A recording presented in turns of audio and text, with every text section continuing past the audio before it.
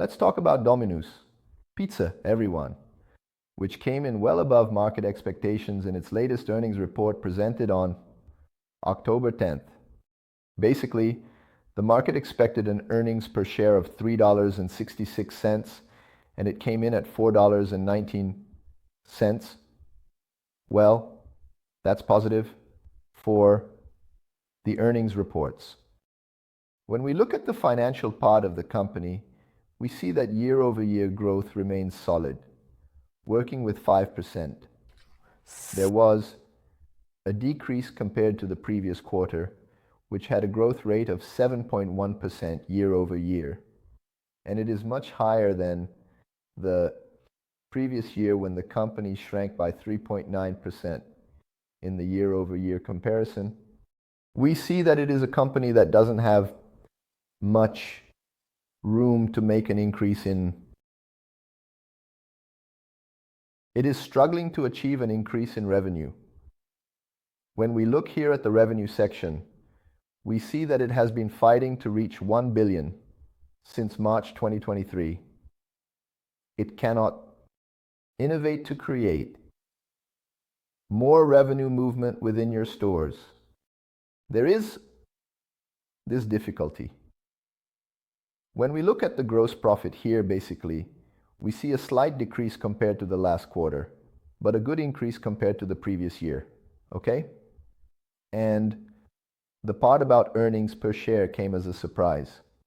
4.1%, $4.19 compared to 4.03 from a previous quarter and 4.18 from a year earlier. So we see that it is a company that did have its surprise, but financially, it is not that interesting this way. When we look at the dividends, we see that it is a company that only pays 1.46%. In other words, it doesn't make much sense for investors who are focused on dividends to be dealing with a dividend of $1.51. Basically, this is a bit of the company's numbers, but when we talk about trends, which is our specialty, what do we see since the last quarter, since the announcement of the previous quarter? The company has entered a downward trend. It has made a significant downward movement here.